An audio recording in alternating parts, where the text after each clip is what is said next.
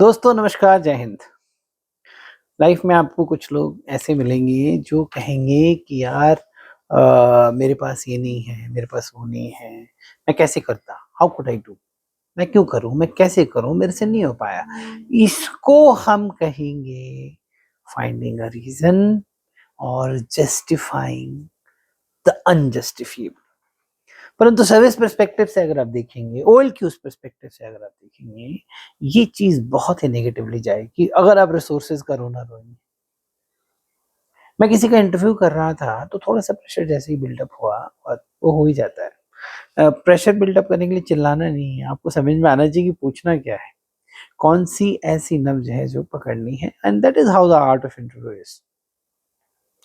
वो बंदा give up कर गया and then he started blaming his father, then to his mother, then to his sister, then to the child of the sister, and that way he kept going. आप reasons ढूंढ रहे हैं to justify your inability to do. Best है आप कह दीजिए sir नहीं हुआ।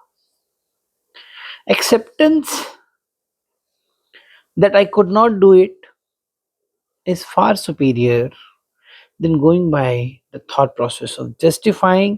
मोमेंट यू स्टार्ट जस्टिफाइंग दोस्तों, you will go onto the back foot. You have to go. There is no way you can stand on the front foot and then keep justifying also. ऐसा होगा नहीं। तो इसी के मद्देनज़र एक ओल क्यू है, उसका नाम है इफेक्टिव इंटेलिजेंस। इफेक्टिव इंटेलिजेंस में जो मेजर कंपोनेंट है वो यही है कि जनरेटिंग रिसोर्सेस। आप अगर ये कहें कि सर मैं इस फलाने स्कूल में पढ़ता था, तो मैं देहात में था, तो मैं छोटे शहर में था, वो आज की डेट में कोई आईओ आपसे टेक ओवर नहीं, आईओ साइक कोई भी नहीं लेने वाला। Why he will not take is because nowadays the world is changed, the dimensions of the world have changed। ऐसा नहीं है कि आप अगर छोटे शहर से हैं तो आपके पास किसी सुविधा की कमी है। Everything is available on internet। Generating resources, और या फिर हम एक और चीज कहते हैं इफेक्टिव इंटेलिजेंस में कि finding resources when in finding solutions when in tight corner. आप टाइट कॉर्नर में हैं एक तरह से, अगर आपको लगता है कि आप छोटे शहर में तो आप टाइट कॉर्नर में हैं, तो आप सॉल्यूशंस ढूंढिए ना। फिर आप अगर सॉल्यूशंस ढूंढ रहे हैं और आप सॉल्यूशन जनरेट कर रहे हैं तो आपका ईआई अच्छा है।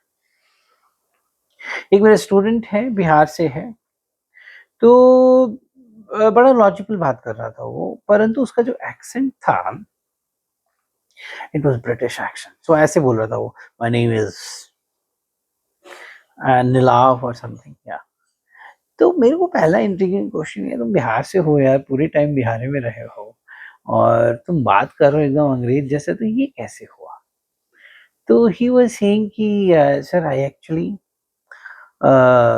Learn my English through BBC.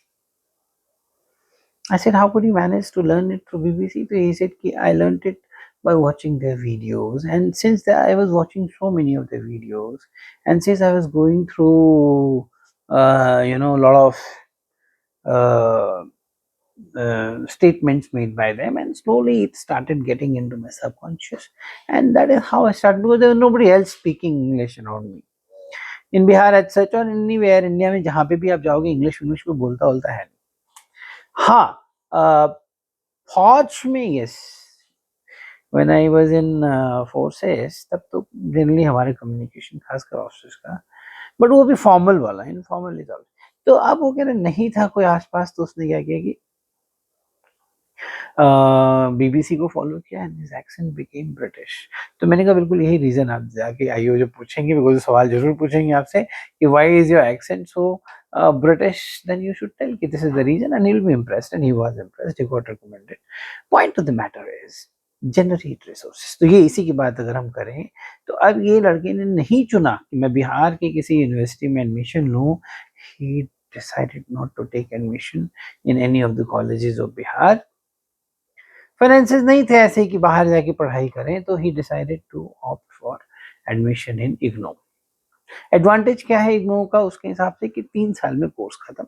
Disadvantage of course ये है कि आप कॉलेज नहीं जाते हैं, आपको ओपन से पढ़ना है एंड ऑल दैट। बोला sir that was there what to do, the instead of college I used to go to library and library became kind of college for me, very logical you see। तो library में दोस्त मिलते थे, वहाँ पे भी बातें होती थी, काइंड ऑफ कॉलेज ओनली। तो रिसोर्सेज आप जनरेट कर रहे हैं या आप लैक ऑफ रिसोर्सेज पे क्रिप कर रहे हैं, ये आपको दर्शाता है। हाउ यू जनरेट रिसोर्सेज और how you find solution when in tight corner, और ये जीवन के आपके हर पहलू में दिखाई देगा। ऐसा नहीं है कि ये फाइंडिंग सॉल्यूशन टाइट कॉर्नर का सिर्फ एसएसबी से मतलब है। It will reflect in your life.